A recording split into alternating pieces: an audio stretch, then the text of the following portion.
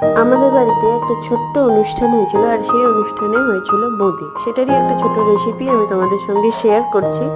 কেমন লাগলো অবশ্যই জানিও, আর ভালো লাগলে প্লিজ পাশে থেকো। ধন্যবাদ।